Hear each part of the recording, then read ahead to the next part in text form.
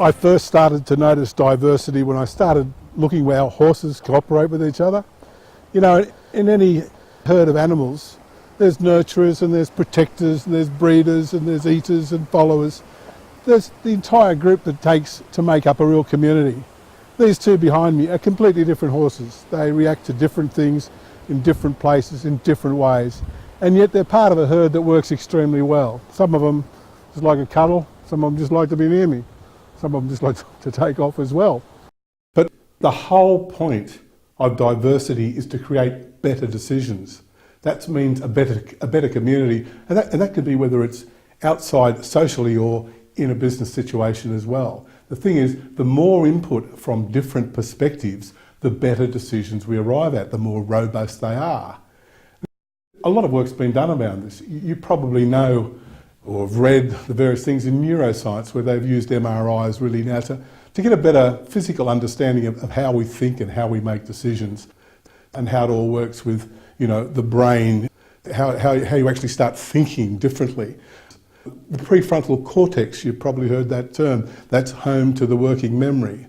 Now working memory really is often associated with smart people and high intelligence. The more working memory you've got, the more able you are to actually juggle different ideas and different concepts and handle a lot of information at one time.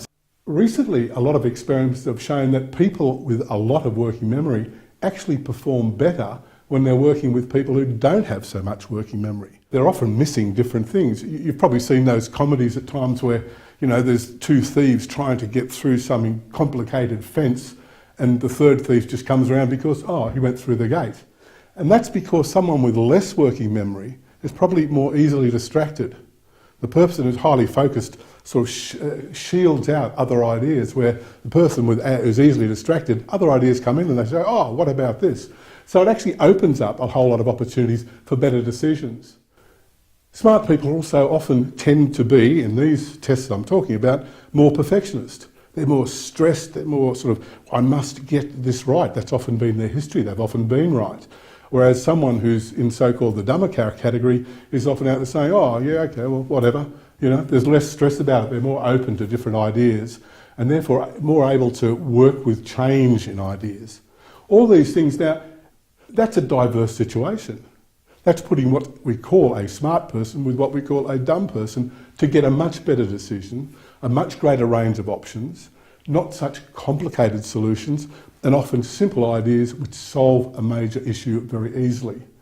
That's much more robust, a much more robust process for actually getting good decisions and making good policy and good strategy. And the same thing obviously applies to getting perspectives from different, if we have smart people and dumb people and men and women and people from different cultural backgrounds, we get an amazingly different input. That's the power of diversity. But the point is, in every community we're in, there's such a diverse group of skills, of emotional responses, of brains, of different types of intelligence, and also even some love and some things that come towards you in a very wonderful way. The way to really get something out of this, to learn something from this herd behaviour, is to embrace diversity. Not to say we want a monocultural approach to everything or a single-minded CEO saying we're only going this way. You want a lot of input. You want to see who's bringing what else to the party in such a way that you can really create robust decisions, good strategies because they accommodate all the needs of the herd, not just the one single-minded purpose of one particular person or a strong personality. Diversity is not just a matter of race or gender or all these wonderful buzzwords or politically correct slogans. Frankly, it's about bringing together everything the community has to offer in so many different ways to get a really good result.